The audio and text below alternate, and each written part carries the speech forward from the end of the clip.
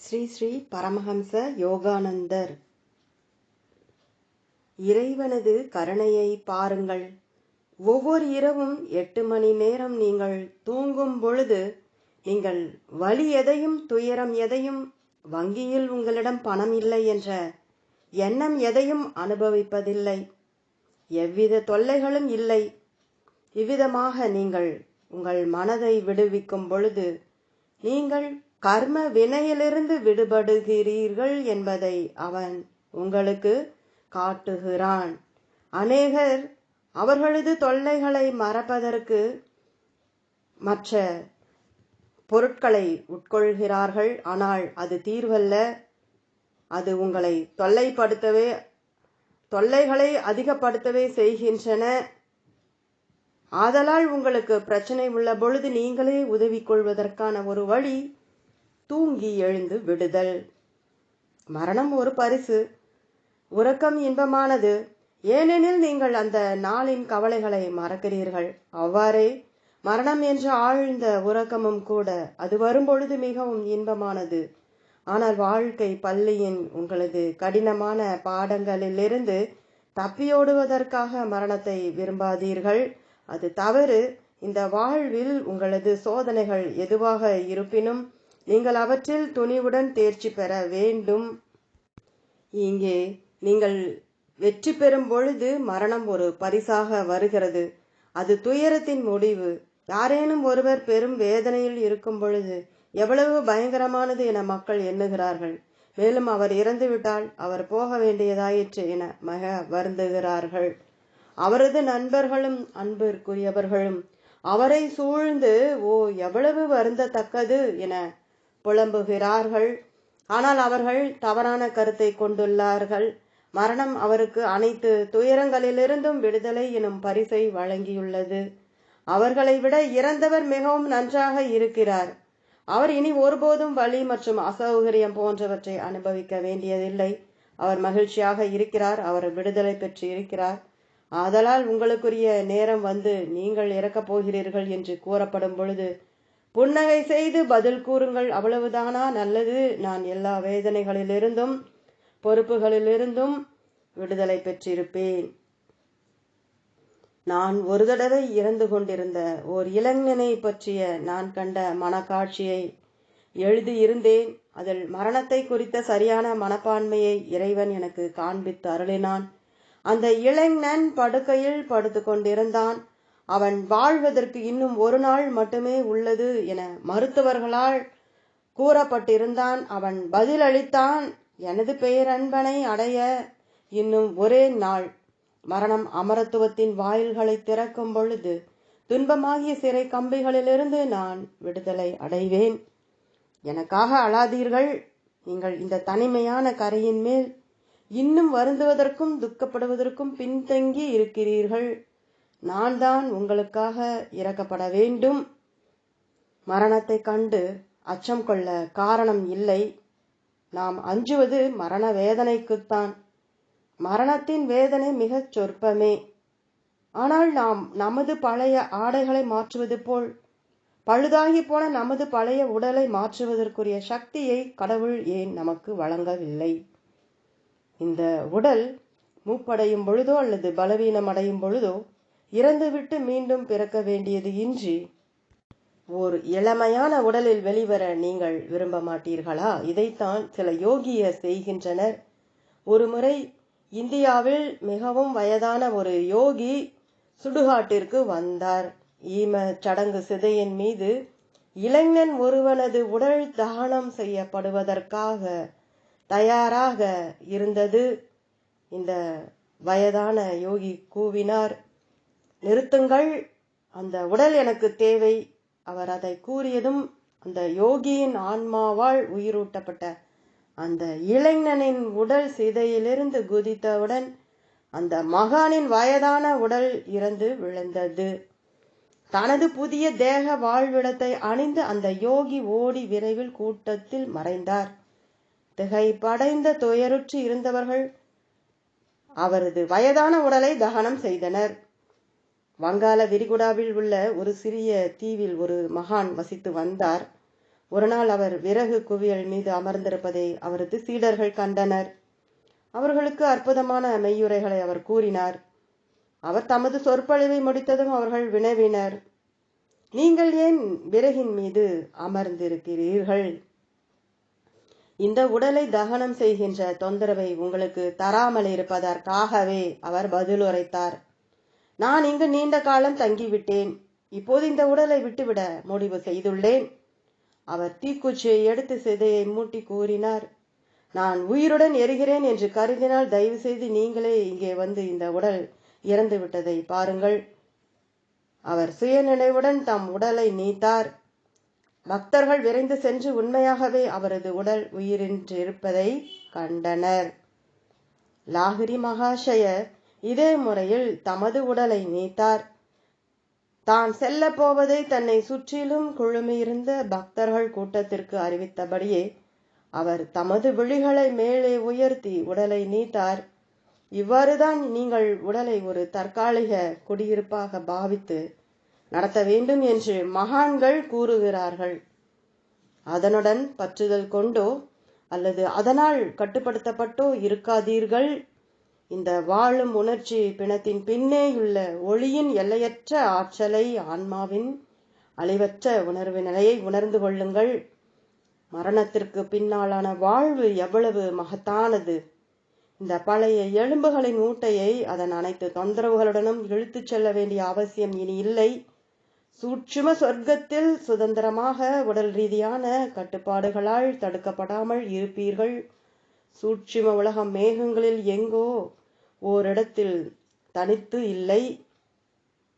அது இந்த பௌதிக பிரபஞ்சத்தின் ஸ்தூல தன்மைக்கு சற்று பின்னே மறைந்துள்ள எல்லையற்ற அழகு மற்றும் பல்வகைப்பட்ட நிலையின் மற்றொரு பரிமாணம் ஆகும்.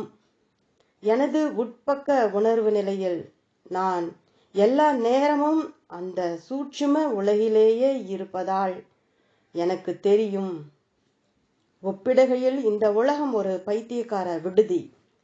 சூட்சும உலகில் நீங்கள் உங்கள் விருப்பத்திற்கேற்ப பொருட்களை வரவழைக்க முடியும். உங்களுடைய சூட்சும காரில் நீங்கள் எவ்வளவு தூரத்தையும் உடனடியாக பயணிக்க முடியும்.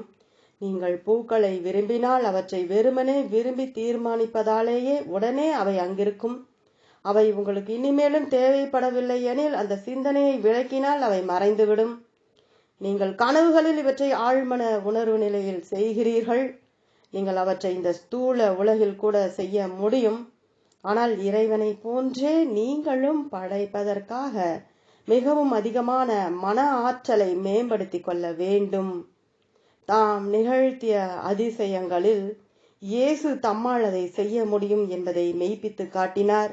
மேலும் அவர் கூறினார், என்னை விசுவாசிக்கிறவன் கூடஸ்த உணர்வு நிலை அல்லது எல்லா படைப்பிலும் உள்ள இறைவனின் உலகளாவிய அறிவுத்திறன் நான் செய்கிற கிரியைகளை தானும் செய்வான். இவைகளை பார்க்கலும் பெரிய கிரியைகளையும் செய்வான். ஆதலால் நினைவில் கொள்ளுங்கள், மரணத்தை கண்டு அஞ்சுவதற்கு ஒன்றுமில்லை. நீங்கள் இறைவனது திரையரங்கில் இருக்கிறீர்கள். காட்சி முடிந்ததும் அதை பற்றி அழ வேண்டாம். ஒருமுறை நான் ஒரு திரைப்படம் பார்த்தேன். அதில் கதாநாயகன் கொல்லப்பட்டார். நான் மிக்க வருத்தமுற்றேன். பின்னர் நான் நினைத்தேன், நன்று, அடுத்த காட்சியில் மீண்டும் அவர் திரையில் வருவார். அவர் திரும்பவும் உயிருடன் வரும் வரை நான் காத்திருப்பேன். பின்னர் மீண்டும் ஒரு முறை அவர் கொல்லப்படும் முன்னர் நான் திரையரங்கை விட்டு வெளியேறிவிட்டேன். இறந்துவிட்டு சூட்சும உலகில் விழுக்கின்ற ஆன்மாக்களுடனான நிகழ்வும் அவ்வாறேதான். அவர்கள் ஸ்தூல படக்காட்சியின் திரையை விட்டு விலகி சூட்சும படக்காட்சியின் திரையில் மீண்டும் தோன்றுகிறார்கள். உண்மையில் அவர்கள் ஒருபோதும் இறப்பதில்லை. இறந்துவிட்ட பற்பல பக்தர்களை மீண்டும் நான் பார்த்துள்ளேன். இதனால் தான் நான் துக்கப்படுவதில்லை. நீங்கள் இறைவனை அறியும் பொழுது அவர் உங்களுக்கு எல்லாவற்றையும் காட்டுகிறார் மற்றும் நீங்கள் எவரையும் இழப்பதில்லை. சில சமயம் ஒருவரது சூட்சும வடிவம் உங்களுக்கு பக்கத்திலேயே அமர்ந்திருக்கும். நீங்கள் அவரை பார்க்க முடியாது. ஏனெனில் நீங்கள் இவ்விரு ஸ்தூல கண்களால் ஒரு சூட்சும வாசியை காண முடியாது. ஆனால் என்னால் அவரை காண முடியும்.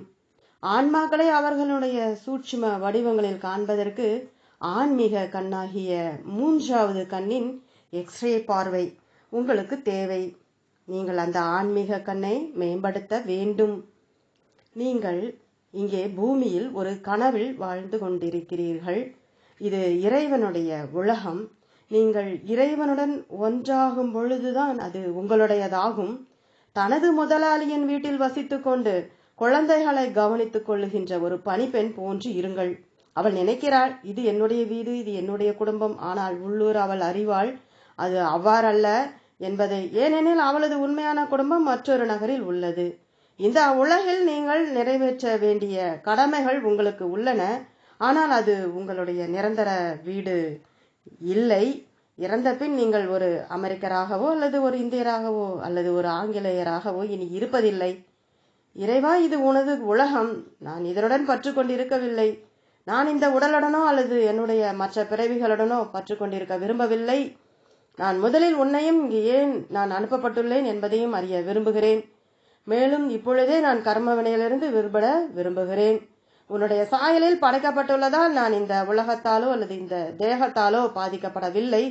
நீவீர் உமது பிரபஞ்ச பணியுடன் உம்மை அடையாளப்படுத்திக் கொள்ளாதது போன்று நான் எனது கடமைகளை அவற்றுடன் அடையாளப்படுத்திக் கொள்ளாது நிறைவேற்றுவேன். நான் சுதந்திரமானவன் என்ற உணர்வுடன் வாழுங்கள். நீங்கள் என்றென்றும் கர்ம வினையினால் கட்டுப்படுத்தப்பட்டிருப்பதாய் கருதுவதற்கு உங்களை அனுமதிக்காதீர்கள். அதனை மறுத்துவிடுங்கள். உங்களுடைய கர்ம வினை நல்லதோ அல்லது கெட்டதோ, எந்த கர்ம வினை கட்டுப்பாட்டையும் ஒப்புக்கொள்ளாதீர்கள். தீய கர்ம வினையை அழிப்பதற்கு நீங்கள் நல்ல கர்ம வினையை அவசியம் பெற்றிருத்தல் வேண்டும். பின்னர் இரண்டிற்கும் மேல் எழுங்கள். உங்களுடைய கர்ம வினையை இறைவனுக்கு அளித்திடுங்கள். இறைவனிடம் நீங்கள் வேண்டினால் அவன் உங்களுக்கு உதவுவான். நாம் சிறப்புரிமைகளை வேண்டிக் கொள்ள வேண்டும் என்பது பொருள் அல்ல. ஆனால் நமக்கு இறைவனிடம் நம்பிக்கை இருந்தால் எல்லாம் சாத்தியமே. அவனது அருட்பேறுதான் முக்கியம். மேலும் அந்த அருட்பேறு நாம் இறைவனது குழந்தைகளாக நடந்து கொள்வதற்காக நமது பங்கை ஆற்றும் பொழுது கிடைக்கிறது. உங்களது வேதனைகளையும் தொல்லைகளையும் கட்டுப்படுத்த இயலாததை நீங்கள் காணும் பொழுதெல்லாம் தொடர்ந்து முயற்சி செய்யுங்கள். நீங்கள் முயற்சி செய்யாவிட்டால் உங்களால் எங்குமே செல்ல முடியாது. துன்பம் மற்றும் தொல்லை ஆகியவற்றிற்கு இடம் கொடுக்காதீர்கள்.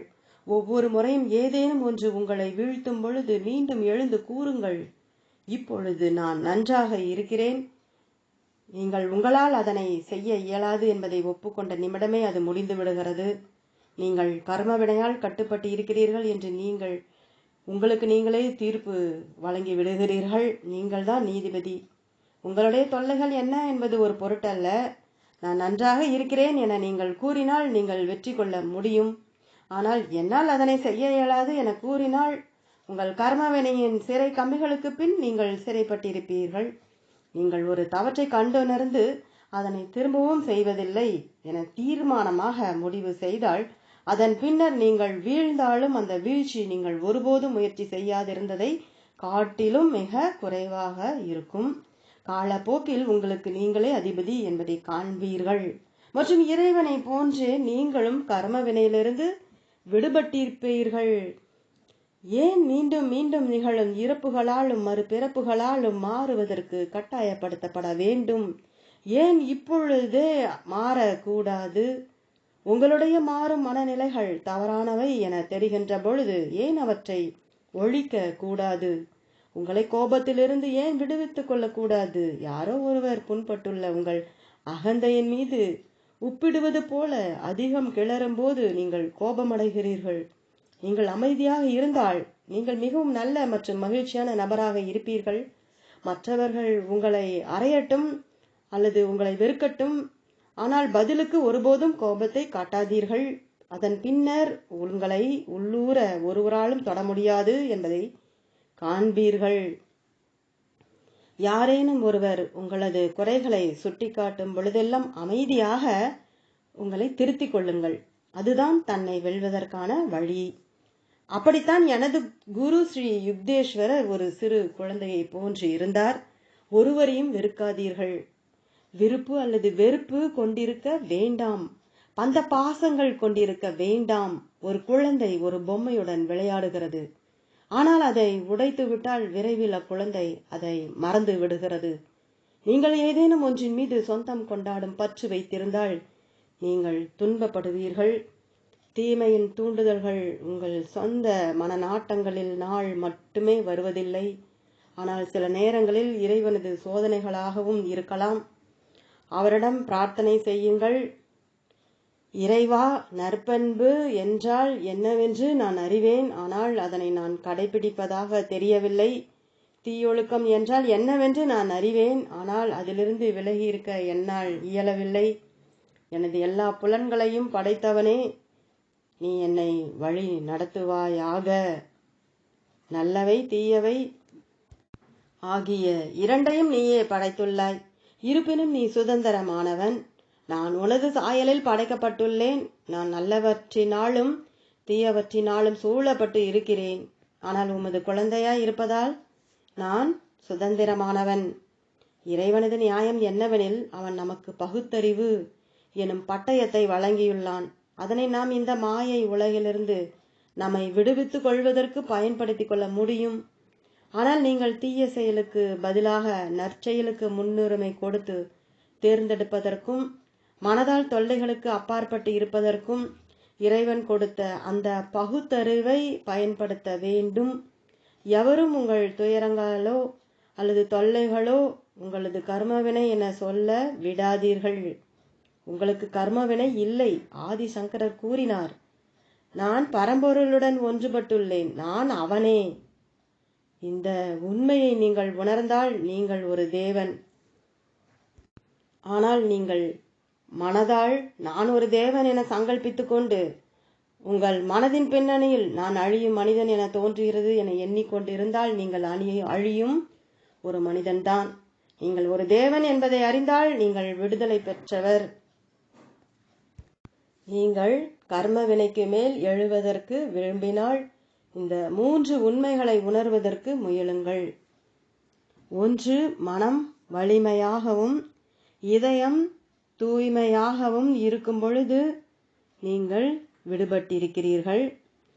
உங்களை உடல் வலியுடன் இணைப்பது மனம்தான். நீங்கள் தூய எண்ணங்களை நினைத்து மனதால் வலிமையாக இருக்கும் பொழுது நீங்கள் தீய கர்ம வினையின் வேதனையான விளைவுகளால் துன்புற முடியாது. இது நான் கண்ட மிகவும் உற்சாகம் தருகின்ற ஒரு விஷயம். 2.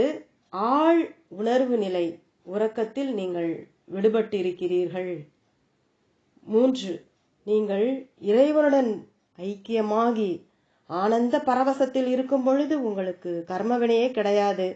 இதனால் தான் மகான்கள் கூறுகிறார்கள், இடையறாது பிரார்த்தனை செய்யுங்கள். நீங்கள் தொடர்ந்து பிரார்த்தனை செய்து தியானம் செய்கையில் துன்பம் உங்களை அடைய முடியாத உயர் உணர் நிலை தளத்திற்கு நீங்கள் செல்கிறீர்கள். இந்த வழிமுறைகளால் இப்பொழுதே நீங்கள் கர்ம வினையிலிருந்து விடுபட முடியும். கர்ம வினைகளின் தொல்லைகள் உங்களை பீடிக்கும் பொழுதெல்லாம் உறங்கச் செல்லுங்கள், அல்லது தூய எண்ணங்களை எண்ணி உங்கள் மனதை எஃகு போன்று உறுதியாக்கி நான் இவ்வனைத்திற்கும் அப்பாற்பட்டவன் என கூறுங்கள். அல்லது எல்லாவற்றையும் விட சிறந்தது ஆழ்ந்த தியானத்தில் தெய்வீக நிலையாகிய உயர் உணர்வு நிலைக்கு செல்லுங்கள். அந்த உணர்வு நிலையின் பேரின்பம்தான் உங்கள் ஆன்மாவின் இயல்பு நிலை. ஆனால் நீண்ட காலமாக உடலோடு அடையாளப்படுத்தி கொண்டிருப்பதால் உங்கள் உண்மையான இயல்பு நிலையை நீங்கள் மறந்துவிட்டீர்கள். ஆன்மாவின் அந்த இடர்பாடற்ற பேரின்ப நிலை மீண்டும் அடையப்பட வேண்டும். சாதாரணமாக ஒரு நாளில் 8 மணி நேரம் மட்டும்தான் உங்கள் உடல் உணர்விலிருந்து நீங்கள் விடுபட்டு இருக்கிறீர்கள்.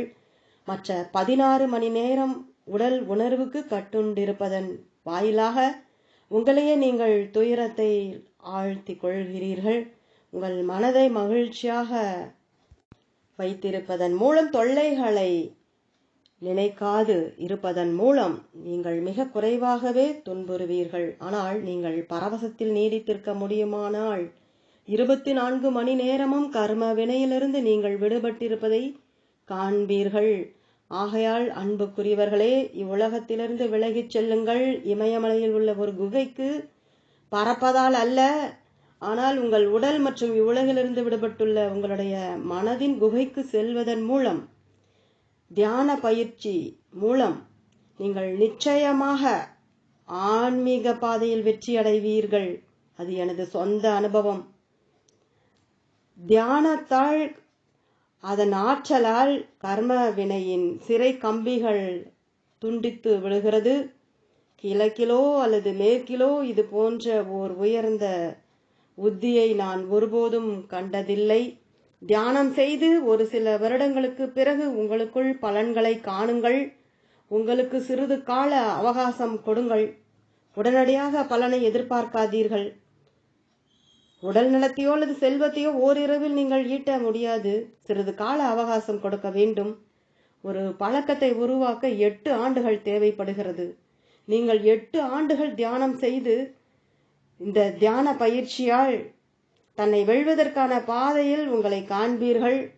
ஒவ்வொரு இரவும் தியானத்தின் ஒரு பகுதியாக இவ்வாறு உறுதி கூறுங்கள். மீண்டும் மீண்டும் அதனை உங்களுக்குள் திரும்பச் சொல்லுங்கள். தந்தையே, தாங்கள் கர்மவினையிலிருந்து விடுபட்டுள்ளீர். நான் உமது குழந்தை. நான் கர்மவினையிலிருந்து விடுபட்டுள்ளேன். இப்பொழுதும் எப்பொழுதும் அதனை நீங்கள் உணர வேண்டும் என்பதைத்தான் நான் விரும்புகிறேன். இன்று கூறப்பட்டது துயரங்கள் அனைத்தையும் வெல்வதற்காக உங்களுக்கு நான் வழங்கியுள்ள மிகச்சிறந்த நற்செய்திகளில் ஒன்று. ஒருபோதும் இதை நீங்கள் மறக்க கூடாது என்பதே என் விருப்பம். லோகாயத பரிகாரங்கள், மருந்துகள், உடல் சார்ந்த வசதிகள், மனிதர்களின் ஆறுதல் ஆகியவை துயர் துடைப்பதில் தமக்குரிய இடத்தை கொண்டுள்ளன.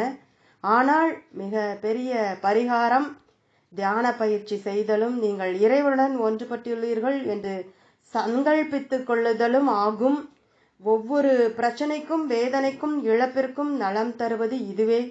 அனைத்து தனி மனிதர் மற்றும் கூட்டு கர்ம வினையிலிருந்து விடுதலை பெறுவதற்கான வழி. இந்த உலகம் நமது வீடு அல்ல. நமது இல்லம் மறுபக்கத்தில் இறைவனது பிரபஞ்ச உணர்வில் உள்ளது. அங்கே அணுக்களின் பின்னே பாதுகாப்புடனும் நலமுடனும் நாம் நம் தந்தையின் சாம்ராஜ்யத்தில் இருக்கிறோம். உங்கள் அனைவருக்காகவும் நான் பிரார்த்திக்கிறேன். இறைவா, நான் காண்பது உனது ஒளியைத்தான். இந்த பாதையில் உள்ள அனைத்து ஆன்மாக்களுக்காகவும் நான் ஆழ்ந்து பிரார்த்திக்கிறேன். விரைவில் அவர்கள் அனைவரையும் அவர்களது கர்மவினை, கூட்டு கர்மவினை ஆகிய பயங்கரமான மாயையிலிருந்து விடுவிப்பாய். எங்களிடம் எல்லா நடத்தை தவறுகளும், நாங்கள் செய்யாமல் விட்டுவிட்ட அனைத்து மற்றும் அறியாமையும் இருந்தாலும் இன்னும் நாங்கள் உனது குழந்தைகளே. கர்ம வினையின் சிறை கம்பிகளுக்கு பின்னே இருந்தாலும் நாங்கள் உம்முடன் ஒன்றுபட்டுள்ளோம் என்பதை எங்களுக்கு எப்பொழுதும் நினைவூட்டுவாய். நாங்கள் எங்கள் கண்களை மூடிய உடனேயே, பரவச நிலையில் சென்ற உடனேயே நாங்கள் உனது சாயலில் படைக்கப்பட்டுள்ளோம் என்பதை அறிவோம்.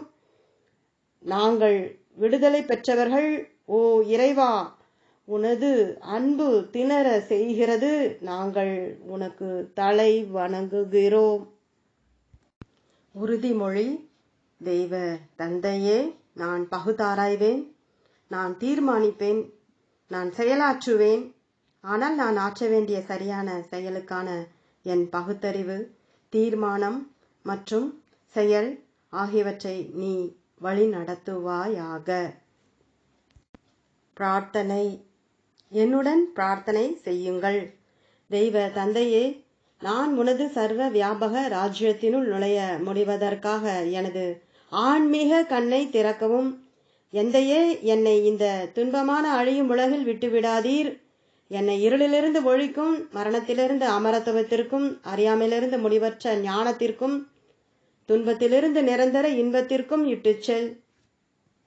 எந்தையே, உலகம் மற்றும் ஸ்வர்க்கங்களின் சப்தங்கள் நிசப்தமாகிவிட்டன. நான் மௌன ஆலயத்தில் உள்ளேன். உமது நிரந்தர அமைதி ராஜ்யம் என் பார்வையின் முன் அடுக்கடுக்காக பரவியுள்ளது.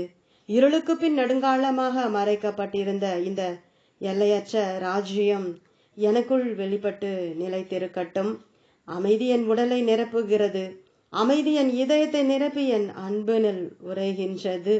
உள்ளும் புறமும் எங்கும் அமைதி. இறைவனே அமைதி, நான் அவனது குழந்தை, நான் அமைதியாவேன். இறைவனும் நானும் ஒன்றே. எல்லையற்ற அமைதி என் வாழ்வை சூழ்ந்து என் இருப்பின் எல்லா நொடிகளையும் ஊடுருவுகிறது. எனக்கே அமைதி, என் குடும்பத்திற்கு அமைதி, என் தேசத்திற்கு அமைதி, என் உலகத்திற்கு அமைதி, என் பிரபஞ்சத்திற்கு அமைதி. எல்லா தேசத்திற்கும் நல்லெண்ணம், எல்லா உயிரினங்களுக்கும் நல்லெண்ணம். ஏனெனில் அனைவரும் எனது சகோதரர்கள். மேலும் இறைவன் நமது பொதுவான தந்தை. நாம் இறைவன் மற்றும் சத்தியத்தை தமது தலைவர்களாக கொண்டு உலக ஐக்கிய நாடுகளில் வாழ்கிறோம். தெய்வ தந்தையே, விண்ணுலகில் உள்ளது போல் உனது அமைதி சாம்ராஜ்யம் மண்ணுலகிலும் வருவதாக. அதனால் பிரிக்கும் தன்மையுள்ள இணக்கமின்மைகளிலிருந்து விடுபட்டு உடல், மனம் மற்றும் ஆன்மாவில் உந்தன் உலகத்தின் பரிபூரண குடிமக்களாக ஆவோம். வாழ்விலும் சாவிலும், நோயிலும் பஞ்சத்திலும், கொள்ளை நோயிலும் ஏழ்மையிலும் நான் என்றென்றும் உன்னையே பற்றி இருப்பேனாக. குழந்தை பருவம், இளமை, முதுமை ஆகிய மாறுதல்கள் மற்றும் உலகத்தின் பெரும் மாற்றங்கள் ஆகியவற்றால் தீண்டப்பட முடியாத அழிவற்ற மெய்ப்பொருள் நான் என்பதை நான் அறிய எனக்கு உதவி புரிவாய். படைப்பாற்றல் வாய்ந்த ஓம் என்ற சொல்லிலிருந்து ஒளியின் அபரிமிதமான சக்தி வெளிப்படுகிறது. அண்ட கோஷத்தின் அதிர்வலைகளாக திரியும் இச்சக்திதான் எல்லா அணுக்களின் சக்தியாகவும் பரிணமிக்கிறது. எவ்வித வாக்கும் நன்கு அறிந்து ஆழ்ந்த உணர்வுடன் கூறப்படின் நடைமுறையில் பழிக்கத்தக்கதாகிறது. இந்த எண்ணத்தை ஆழ்ந்த கவனத்துடன் திரும்ப கூறவும். எந்தையே, நீ எனது உடலில், எனது மனதில், எனது ஆன்மாவில் உள்ளாய். நான் உனது பிரதிபிம்பத்தில் படைக்கப்பட்டுள்ளேன். உனது என்றும் நீடித்திருக்கும் இளமை, சக்தி, அமரத்துவம் மற்றும் ஆனந்தத்துடன் என் உடல், மனம் மற்றும் ஆன்மா ஒளிரும்படியாக அருள் புரிவாய். ஓம் ஓம் ஓம். கனிவான பிறரது நலன் காணும் செயல்களின் மூலமாக தெரிந்தோ தெரியாமலோ என்னால் விளைந்த எந்த கருத்து வேறுபாட்டையும் களைவதற்கு எப்பொழுதும் கடும் முயற்சி செய்தவாறு ஒவ்வொருவரையும் மகிழ்விக்க நான் முயலுவேன். என்னை எப்போதும் மனவருத்தம் அடைய செய்திருந்த அனைவரையும் நான் இன்று மன்னித்து விடுகிறேன். தாகமுள்ள அனைத்து இதயங்களுக்கும், என்னை நேசிக்கிற மற்றும் என்னை நேசிக்காத இரு சாராருக்கும் எனது அன்பை நான் அளிக்கிறேன். ஓம். தொடரும்.